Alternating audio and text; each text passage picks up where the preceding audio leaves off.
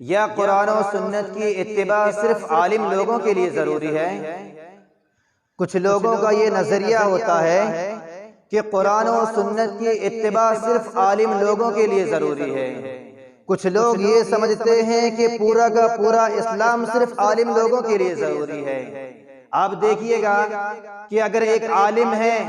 نماز پڑھنے کے لیے آئے، سر میں ٹوپی نہیں ہے، لوگوں کی زبانیں بے لگام ہو جاتی ہیں کہ عالم ہے، سر میں ٹوپی نہیں ہے۔ یا اسی طرح سے ایک عالم نماز پڑھنے کے لیے آئے، لوور پہن کے آیا ہے تو بولے عالم ہے، لوور پہن کے آئے ہیں۔ اسی طرح اگر کسی نماز میں لیٹ ہو جائے تو لوگوں کی زبانیں بے لگام ہو جاتی ہیں۔ کیا قرآن و سنت کی اتباع صرف عالم لوگوں کے لیے ضروری ہے؟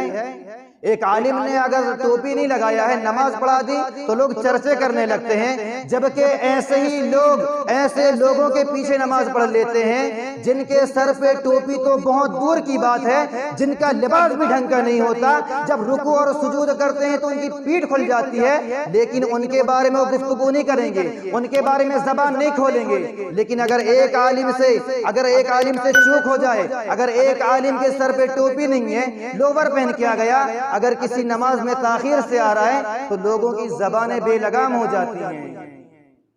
تو کیا قرآن و سنت کی اتباع صرف عالم لوگوں کے لیے ضروری ہے،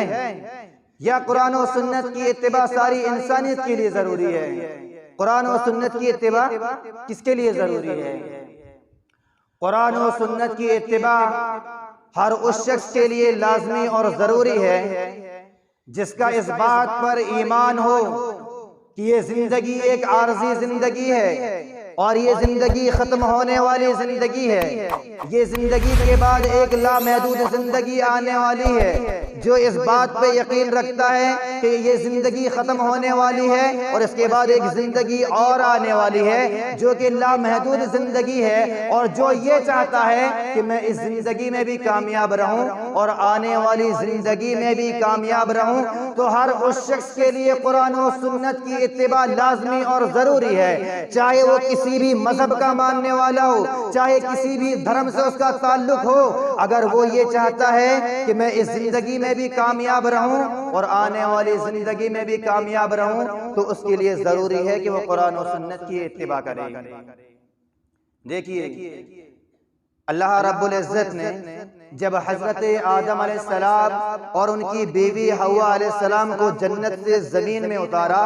تو ان کے لیے اور قیامت تک آنے والی ان کی اولاد کے لیے ایک نظام زندگی متعین کر دیا، اور یہ فیصلہ کر دیا کہ بنو آدم میں سے جو کوئی اللہ رب العالمین کے واضح کردہ نظام زندگی کی پابندی کرے گا تو وہ کامران و کامیاب ہوگا، اور جو اس کی خلاف ورزی کرے گا وہ ذلیل و رسوا ہوگا، اور یہی لوگ اہل جہنم ہیں۔ اللہ تبارک و تعالیٰ فرماتا ہے قُلْنَا اهْبِطُوا مِنْهَا جَمِيعًا فَإِمَّا يَأْتِيَنَّكُم مِّنِّي هُدًى فَمَن تَبِعَ هُدَايَ فَلَا خَوْفٌ عَلَيْهِمْ وَلَا هُمْ يَحْزَنُونَ وَالَّذِينَ كَفَرُوا وَكَذَّبُوا بِآيَاتِنَا أُولَٰئِكَ أَصْحَابُ النَّارِ هُمْ فِيهَا خَالِدُونَ۔ پھر اگر تمہارے پاس میری طرف سے ہدایت آئے تو جو کوئی میری ہدایت کی اتباع کرے گا تو ایسے لوگوں کو کچھ خوف ہوگا اور نہ وہ غمگین ہوں گے، اور جو ایسا نہیں کریں گے، ہماری آیتوں کو جھٹلائیں گے، ہماری آیتوں کا انکار کریں گے، تو یہی ذلیل و رسوا ہو کر کے جہنم میں جائیں گے۔